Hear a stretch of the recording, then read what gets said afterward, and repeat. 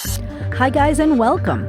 This is Jen Gaeta Siciliano, artist, memoir writer, bipolar psychiatric survivor, and your host of Not As Crazy As You Think podcast, the place that offers an alternative perspective on mental illness, highlighting creativity, non-conventional healing, and breaking on through to the other side.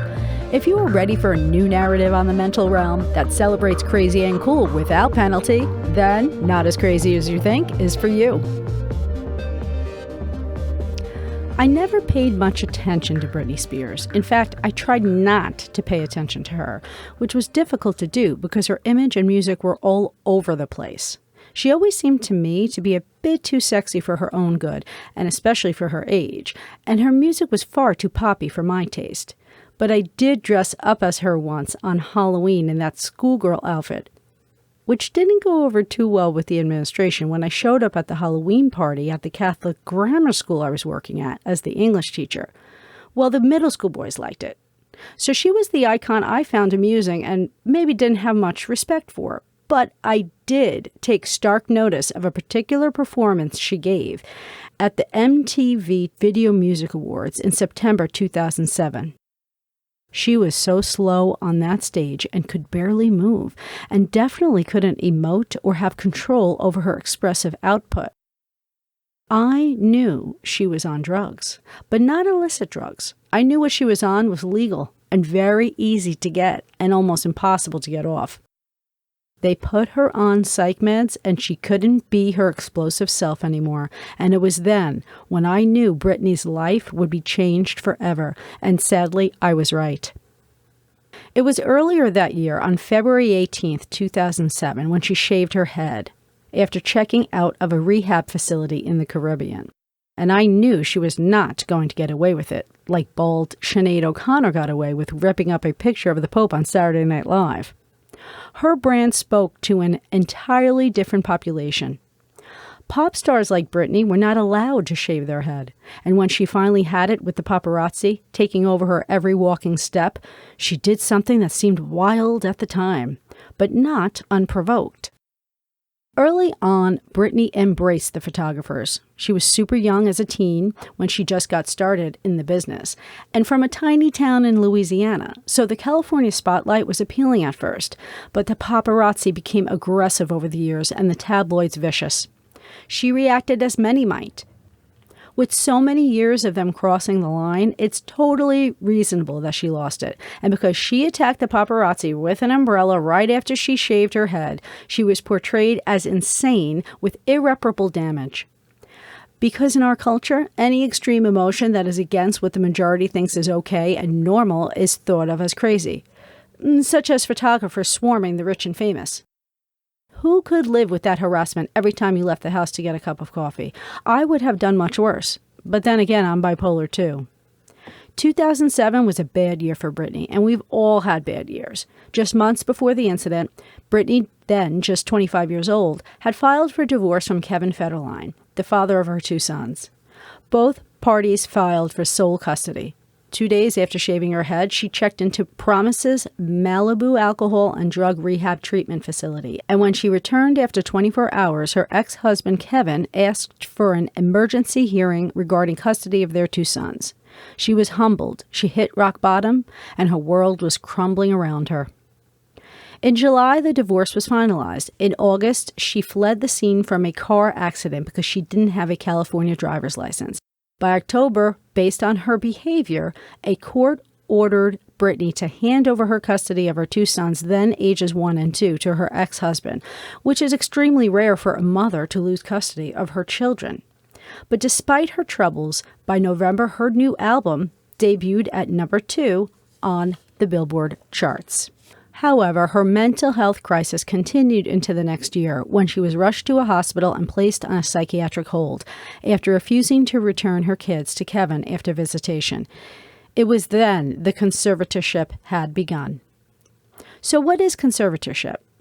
Usually a conservatorship or a guardianship, depending on what state you're in, is given to a gravely disabled person, someone who has dementia, for instance, and cannot handle their daily living. This is not the case with Britney, but with the label of bipolar disorder deep in her records. To the institution, she is no longer the Britney we once knew, and never will be again. In California, the 5150 is a form regarding involuntary treatment for a 72-hour hold. In New York, from the Office of Mental Health, I was given a 474 form, which admits me as an emergency status patient because I am alleged to have a mental illness for which immediate observation, care, and treatment in a hospital is appropriate. It doesn't matter if you're in a fine state. They decide what that state is. Even if you go before them and are completely honest and are telling the truth in their records, which I have personally experienced again and again, they take what you say and they just judge it as complete lunacy. In my personal records, again and again, they said the things that I was saying were true were delusional, and I have facts and proof to back up my story.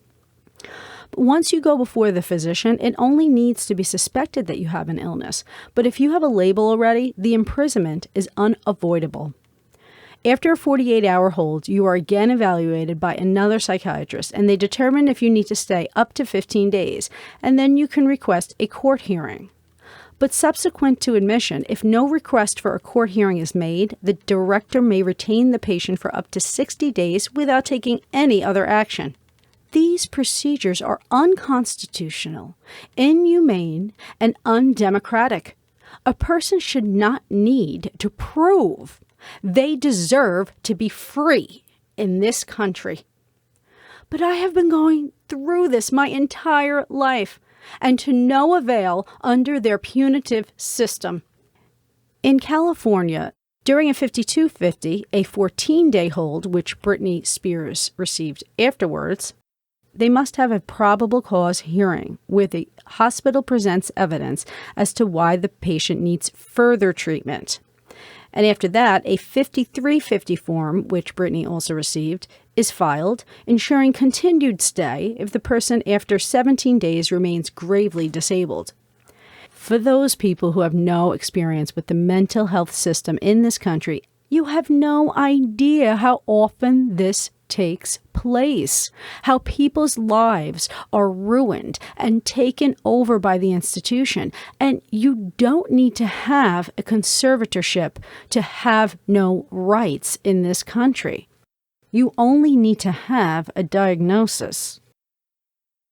State laws and rules regarding involuntary commitment are subject to the Due Process Clause of the 14th Amendment, which guarantees the right to be free from governmental restraint and the right not to be confined unnecessarily. But this is not done in practice. To be clear, the psychiatric institution has power over the law, and you will always lose with them. Because once they have you pinned in their worldview, you are forever disabled, and they have the entire world in delusion about what they know about people's minds and capacities, even when all the evidence in the world is showing otherwise. I thought I was something special when I first fell into the hands of the psychiatric institution and they started taking over my life. But Britney, she's so distinctly unique, bringing so much joy to millions worldwide. If she had landed earlier in their hands, she would never have become the star she became. That's what they are trying to prevent. The deviant superstar challenging status quo norms. When Britney was in the hospital in 2008, her father, Jamie, went before the court to request a conservatorship, presumably to make sure that her finances were okay when she went through this. But she received a probate conservatorship and has two conservators, one that is a conservator for her person, who makes sure that she is cared for and protected, and the other one who handles her estate, like paying bills and collecting a person's income if the conservatee is deemed not able to do so. Jamie at the time was involved with both. At the time, she had only 2 involuntary psychiatric evaluations. I've had 7. Others have had so many more than me. We are unfree in this country based on their ideas about who we are. In the article from the New York Times, Britney Spears and the Last Resort of Mental Health Care, written on June 29, 2021 by Spencer Bocott Lindell, he writes a quote that Zoe Brennan Crone, a staff lawyer with the American Civil Liberties Union's Disability Rights Project, said, "Conservatorship means the court is taking away the civil liberties from one person and giving them to someone else. It is the court weighing into the person's life and saying, you, as a person with a disability, are no longer able to make decisions about yourself and livelihood, such as where you live and how you support and feed yourself, and we are putting someone else in charge of making those decisions. Your conservator can make decisions like whether you can start or stop taking psychiatric medications, accept other medical treatment, manage your money, and decide where to live. When you are on conservatorship, the court may limit your right to vote, to enter into contracts, to drive, or to own a firearm. In Britney's case, it's even further restrictive. Oh, there are ways to not be put on a conservatorship, to show that you have a place to stay, or to prove that you can get your own food and keep clothes on your back. And if a good doctor or therapist in the community is willing, he can testify for you on your behalf, but don't count on it. The system is not democratic. You are guilty until proven innocent, and the psychiatrist already goes into the scene with the diagnosis, so he knows not to override that diagnosis. And so, how does one get off of a conservatorship? Well, it isn't easy. Almost never done. The New York Times documentary made in early 2021, Framing Britney, began waking people up to what the Free Britney movement was all about. When I sat with it, I remember all those reasons why the world fell in love with her and why I couldn't. I hadn't been in my own sexy skin since I lived in New York City after graduation in 1994, because that's the year psychiatry took over my life, and any chance of my becoming a grown woman on my own terms was destroyed. And it wasn't until my 40s when I finally felt as though I became a woman. But Britney embraced being a girl and played that balance between what a girl is and what she wants to become so well. I was overwhelmed by her ease in doing it, not only for herself, but in full public view. Now, as a woman comfortable in my own skin, I want to squeeze her and celebrate her and say, yeah, who cares you wear next to nothing and dance with a snake? I'm all for that shit. Now that Britney has entered my world, I mourn that she can never be her younger self again. The free and admired girl everyone grew to idolize. The Free Britney campaign advocates the termination of the conservatorship, but it's clear how much people do not understand why we fight so hard against this system, because they really don't know what is going on daily to thousands of people. In Framing Britney and in the media, I hear things like, but I don't understand, why is this still going on? How is it that she is incompetent when she is still working as a worldwide pop star? That is because psychiatry claims its power under their biomedical model, which states that these illnesses are lifelong and get worse over the course of time. They are degenerative conditions, according to their logic. They have no cure and are not affected much by environmental influences, requiring ongoing treatment. We rely so much on these doctors who make these decisions about what is normal, abnormal, or risky behavior, but most pop or rock stars engage in what our society calls risky behavior. The question everyone has, again, is how Britney still remains gravely disabled in the assessment that they make when she is capable of so much. Right. Doesn't make sense, right? Imagine the dilemma for the rest of us who are not worldwide pop stars. We have no chance.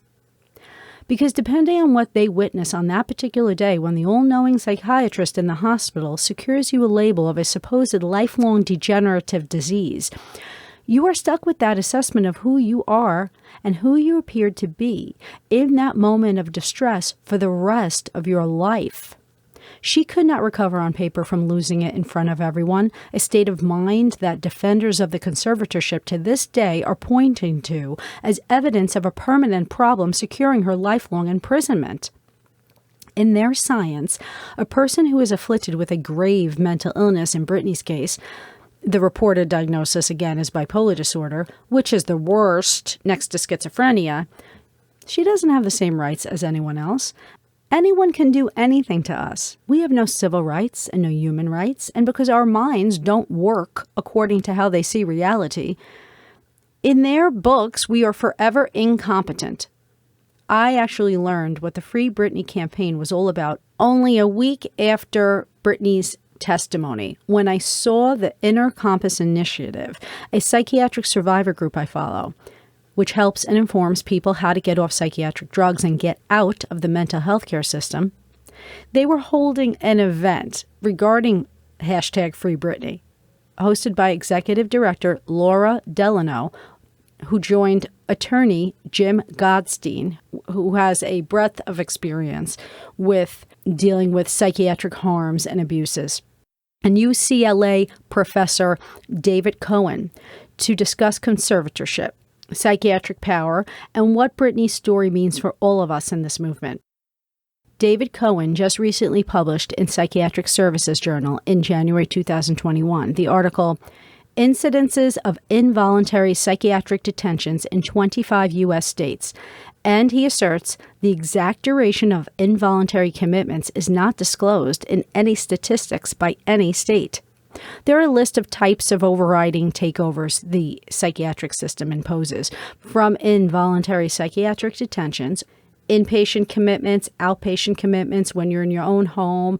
Other times, people could have court orders or shadow court order to enforce that you must comply with treatment medication, with screening urine, and then you've got forced medication orders like through programs like AOT, assisted outpatient treatment. You've got rapid tranquilizations, which is when they inject high doses of antipsychotics and bring you into a state of docility in an emergency room. You've got seclusions where you're locked in a room. You have restraints to keep you immobile to your bed. There's forced electroshock. Most of these practices are in the dark and nobody knows it. Thousands of cases are occurring daily, and even Britney alluded to this in her testimony. And hasn't her heartfelt testimony convinced us of the cruelty of the mental health system yet? I've been trying to call out for decades the institution's unethical practices regarding forced drugging and involuntary detainment, but people never seemed to care that I had loss of freedom. It didn't affect them. I was nobody so special, and I must have done something to deserve it, right? Not in a free country. We have no trial, and we are always assumed guilty until proven innocent, and the burden of proof lies with us, and yet we don't have the ability to think or understand our reality, so this is impossible. This lifelong sentence Britney received is a result of not her wrongdoing or sin, but the checking of a box on the form that was filled out when she entered that day, when she was only 25 years old. I was 22 when they sucked me in. But I just turned 50 yesterday, and I can tell you with certainty, I am not the girl of long ago, for better or for worse. Time moves on. We evolve. But they don't wish for us to evolve. One of the judges on a podcast I was listening to said, "It feels like the court hasn't taken into account her evolution. Isn't this now the most obvious true statement for all to see?" I love that people can't wrap their minds around this situation. I listen to a variety of good podcasters, attorneys, judges, authors, news correspondents, and civil rights activists on the issue, as they refer to her artistic and financial success as proof that she is self-sufficient. But this is not the case with how they see mental illness. From the article, Testing Britney Spears, Restoring Rights Can Be Rare and Difficult, by Jan Hoffman on July 23, 2021, she writes, "If someone is doing well, isn't the conservatorship no longer necessary? Yes and no. Judges take the conservative approach to freedom. Describing the Kafkaesque conundrum of conservatorship, Zoe Brennan-Crone, a disabilities rights lawyer with the American Civil Liberties Union, said, "If she's doing great, the system is working and should continue. If she is making choices others disagree with, then she's unreliable and she needs the system." Or, as Kristen Booth Glenn, a former New York State judge who oversaw such cases and now works to reform the system, put it, "Conservatorship and guardianship are like roach motels. You can check in, but you can't check out." We can point to the laws of the conservatorship, but the laws that are in place do not protect the mentally ill. It's much deeper than that. because it governs how we think about who should be free and who should be in chains in this country. Britney used the word slavery in her testimony. She and I and millions of us are enslaved by what they say we are to everyone else, and never has someone freed themselves from this stigma of mental illness unless they have personally denounced the system as they break away. Sarah Haynes from The View says that this idea of treatment against someone's will with no involvement from the person involving something as personal as one's own mental health is what's disturbing. She says, there is a difference between psychosis and extreme behavior and those who are highly functioning. But the truth is we are all highly functioning in our own way, even if we have experienced psychosis, which they ignore. There is this strange belief that permeates our society, that those with labels have biological limitations in our thoughts and feelings. It all comes down to believing that you are only made up of chemicals and that you are only animals. It is wrong. It invokes racism, white supremacy, anti-Semitism, and hatred towards the mentally ill. This is more than an antiquated view of mental health. It is showing to the world that there is a fundamental anti-democratic thread that is woven through our society that I have been screaming to a deaf world my entire adult lifetime, but couldn't shout loud enough to be heard. Something Britney also knows the pain of. The sad thing is, people who are anti-Britney say things like, well, we did see a mental breakdown in 2008. Let it go already. This 2008 evidence that showed itself in court, which created a lifelong sentence for Britney, how could this still be used as evidence today? She shaved her head, so label her crazy and take away her freedom forever in this lifetime? I have heard again and again by commentators across the board, is this even possible in America? Isn't this illegal? Yes, it's possible. And yes, it should be illegal. And it is happening to millions worldwide. It's not only conservatorships, it's the whole system that makes it possible for abuses to occur. People who are confused are saying, but I don't get it. How can she be incapable of making decisions and incompetent? Living as a worldwide pop star surely shows a level of success, implying that you're extremely competent. It didn't matter that she made a major comeback only months after her disastrous years of 2007 and 2008.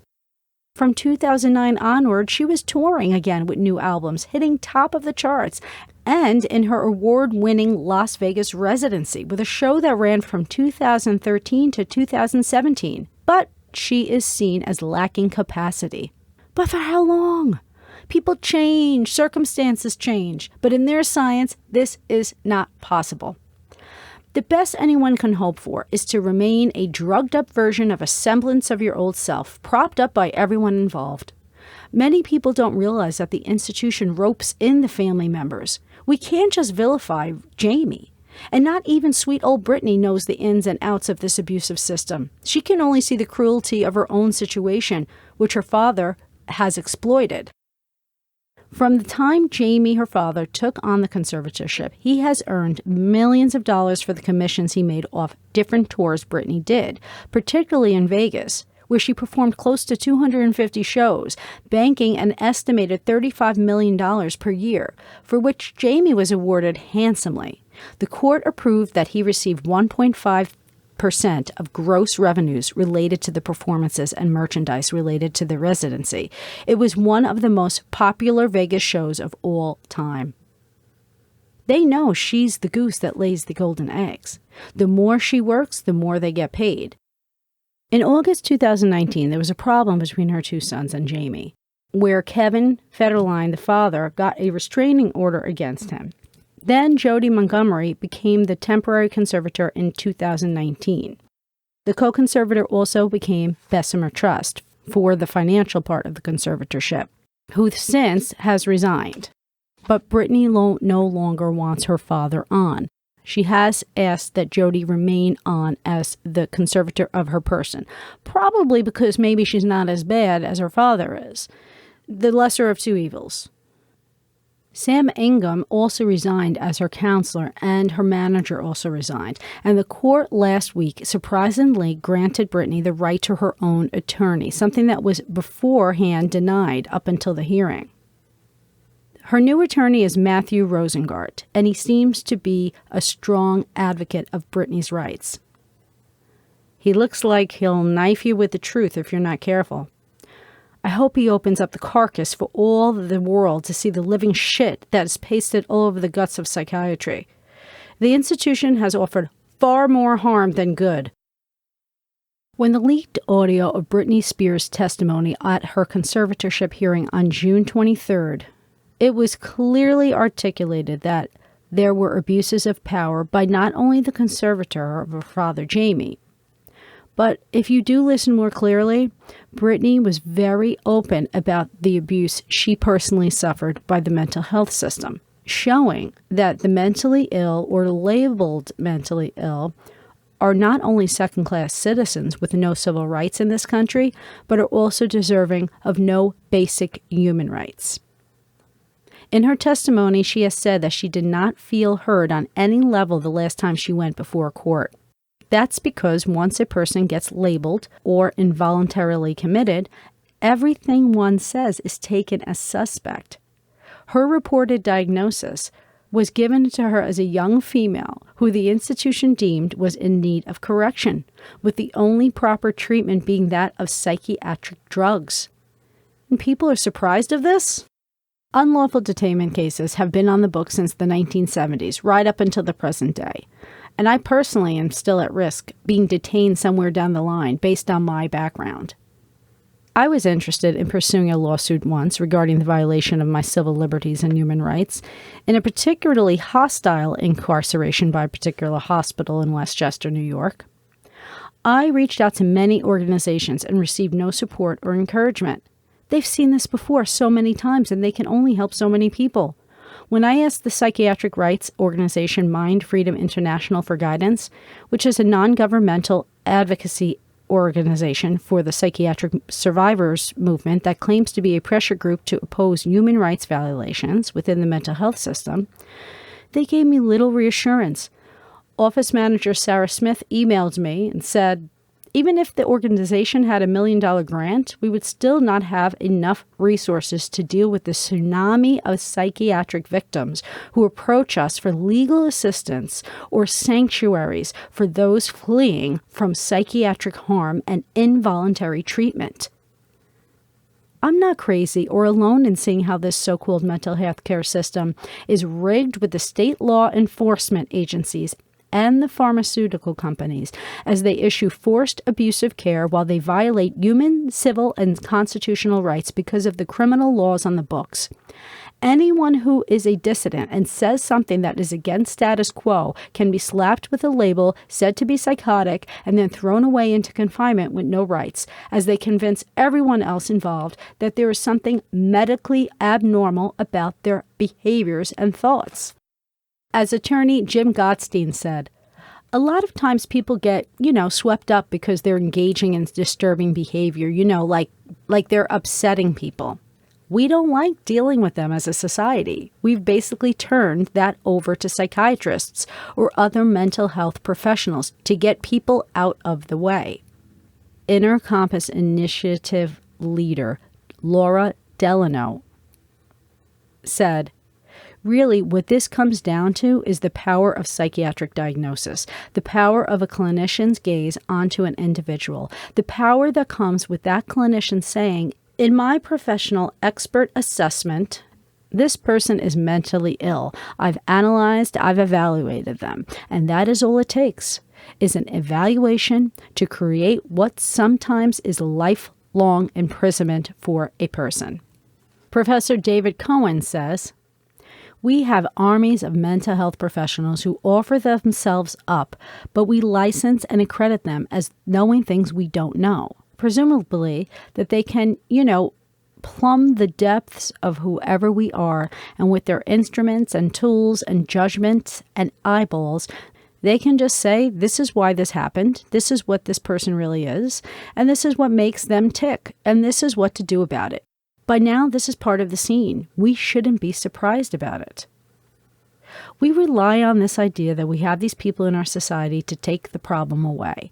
These all-knowing professionals of human behavior, the priests of today, making judgments about every particular behavior known, are empowered to determine who should be free in our society, often without context of the behavior being evaluated. Can anyone really know in the hospital what it was like to be Britney with her fame and status? It is ridiculous to even put her in the same camp as everyone else. But they don't see that because they never evaluate the whole picture. They only see behavior. In their science, environment has a lot less to do with these illnesses than you think. And then there are many who say, well, we don't know what's in her medical records. Guys, let me tell you a thing or two about medical records. They can take down anything they like and make it something else entirely different because most of the time medical records have very little to do with any real healthy treatment and more so documentation for the insurance companies. You have to see my records, the lies, the misinterpretations, the convoluted conclusions. There's this overwhelming trust in the system that they must know more. There is a science to this. It is a lie. It is not a science. It is a philosophy. And it is a philosophy that pushes the idea that some people are born defective and they deserve to have their rights nullified. As Jim Gottstein says, often the lawyer is appointed and the judges feel, well, if this person wasn't crazy, they know this was good for her to lock her up and stuff. So they don't think the person's rights are at all important because they're doing what's best for the person. And as a result, the information about why it's not really in the person's best interest doesn't get presented, and it makes it a phony legal proceeding because under our system, it's called the adversary system. One side is supposed to present their side and prove their side, and the other side is supposed to contest it as vigorously as possible and make the accuser actually prove their case, and it doesn't happen. The psychiatric system is affecting millions of people in this country, and it doesn't fall in line with your basic criminal law system that applies to everybody else that is not labeled mentally ill.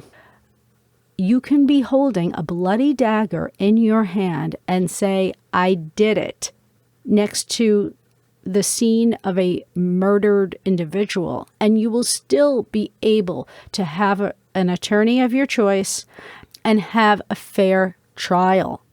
This isn't the case with psychiatric imprisonment, and it is a loophole that many people are suffering under.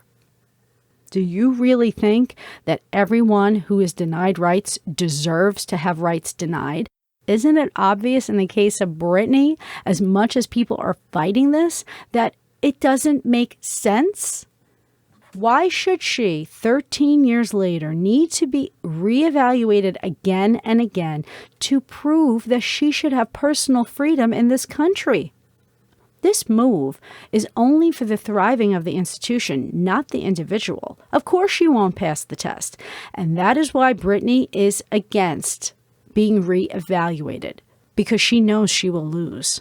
Based on their point of view, her mental illness is degenerative, and it consistently applies that her feelings are not in line with reality, that she doesn't know what she's saying, and she does not know what's good for her. How can you prove otherwise if this is the overriding assumption based on that diagnosis?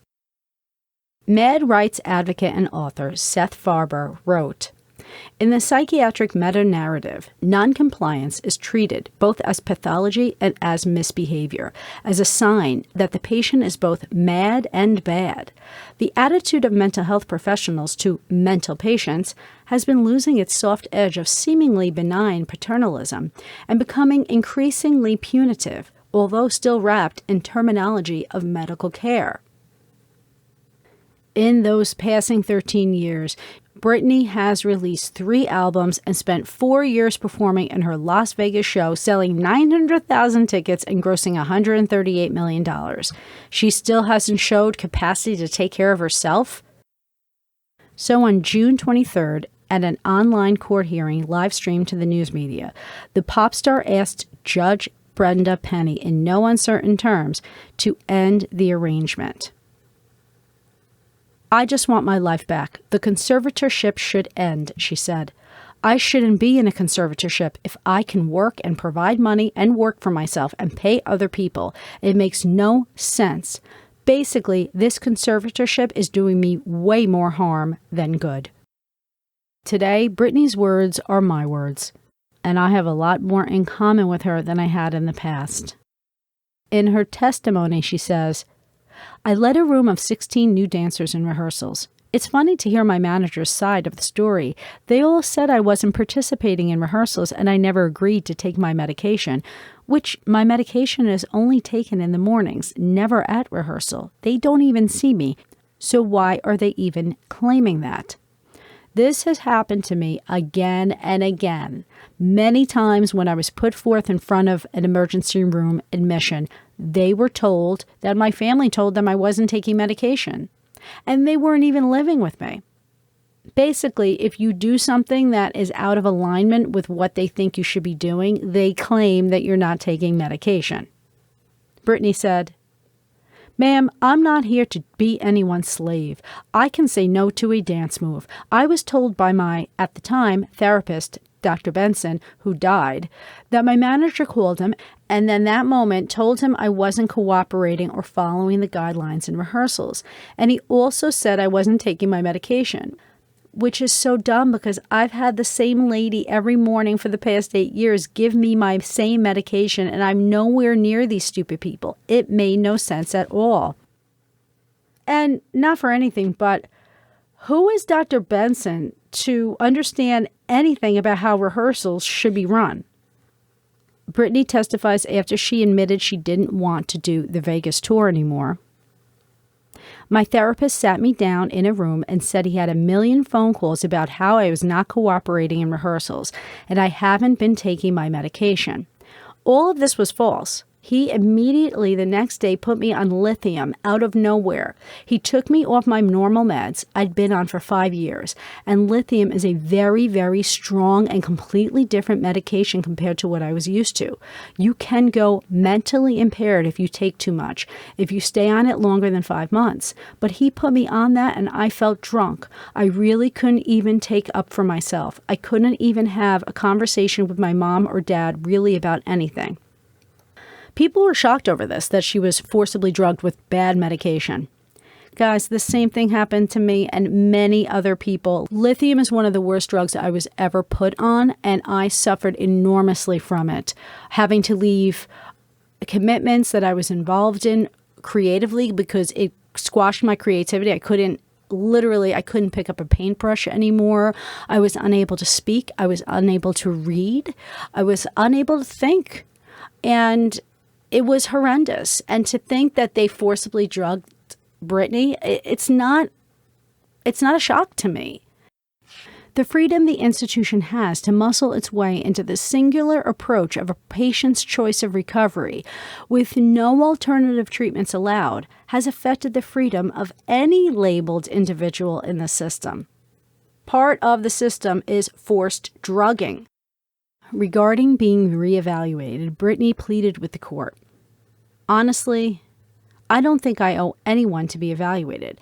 I've done more than enough. I don't feel like I should even be in a room with anyone to offend me by trying to question my capacity of intelligence, whether I need to be in this stupid conservatorship or not. I've done more than enough. I don't owe these people anything, especially me, the one that has roofed and fed tons of people on tour on the road. It's embarrassing and demoralizing what I've been through." I've heard people say things like, "Oh, well, I trust the system and I trust the courts and we don't know what the evidence shows and we don't know what the evaluations show and that's what the law says." As Jim Gottstein fully admits, the law, they don't know about what the medical experts know. In their minds, the medical experts take care of that. So they call those people in, and based on what they say, they then defer to the medical experts because that's their job, that's their knowledge, that's their professional field. And that's what the problem is. People keep thinking it's the law, the conservatorship itself, or the abuses of Jamie. I can look from the outside and say the same things about my parents, that my parents did all the wrong things. And years ago in 2017, when I basically had to pull away from my parents so that they weren't involved with my daily living, they looked at my life and they made judgments about how I did things and whether or not it was normal or mentally healthy, and in ways that were healthy for me, it might not have been healthy for them. But, they were pointing to things like I was eating, nuts and raisins. So they felt that wasn't healthy enough. Meanwhile, I'm extremely healthy for my age. These are judgments. And psychiatry is not a science. That's what people don't realize. It is a fundamentally subjective discipline. And if you look at the psychiatric literature, even inside the psychiatric journals, they admit that how they come to conclusions is through subjectivity, basically the opinions of the psychiatrist. And if you end up in the hands of the wrong psychiatrist who's looking at things completely different than you on that particular day, you will be penalized possibly for the rest of your life, which is what has happened to Britney and myself. Britney says in her testimony, they have me going to therapy twice a week and a psychiatrist. So that's 3 times a week. I've never in the past went to see a therapist more than once a week. It takes too much out of me going to this man I don't know. Number one, I'm scared of people. I don't trust people with what I've been through.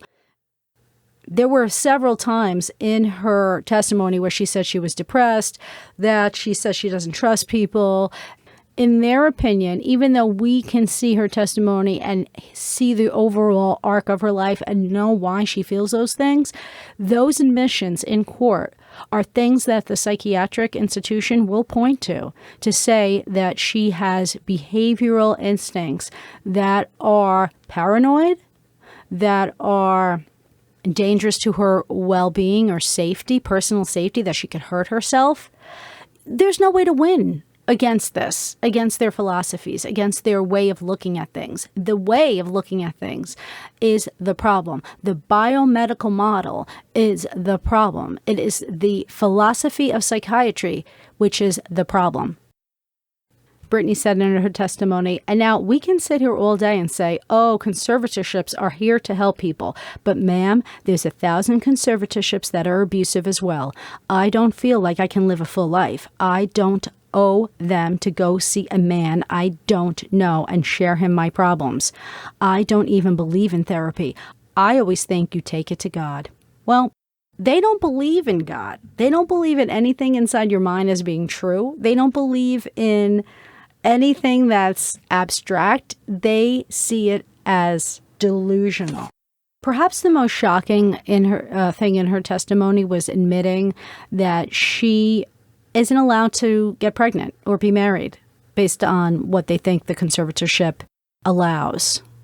She says, I was told right now in the conservatorship I'm not able to get married or have a baby. I have an IUD inside of myself right now, so I don't get pregnant. I wanted to take the IUD out so I could start trying to have another baby. But this so-called team won't let me go to the doctor to take it out because they don't want me to have children, any more children.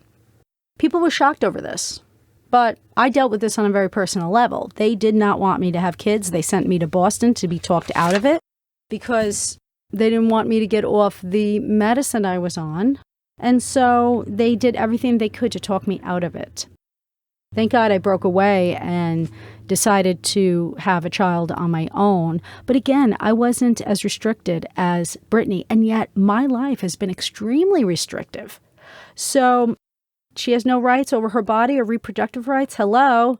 I've been talking about this stuff for years. The bottom line is they're afraid that she's going to do something. They're afraid she's going to make a wrong decision. But aren't we allowed to make bad decisions?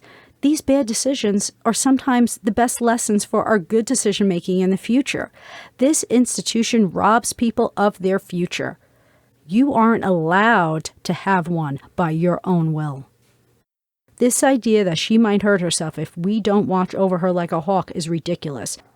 I could see even when she was young, she was in a bad place. It was the result of not having any experience with such a wild kingdom that was the land of the rich and famous.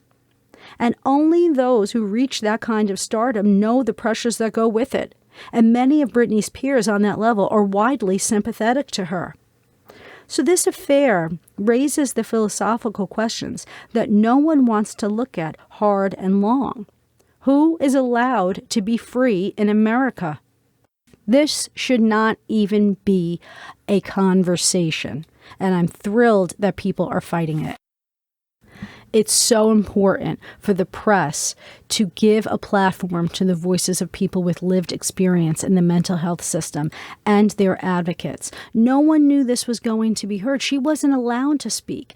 But now that she was heard, everybody is reacting in disgust, in dismay. We need to pull together and fight these wrongs in this country. I'm happy to say that across the aisle, people are coming together, Democrats and Republicans, to propose a bipartisan bill to free Britney.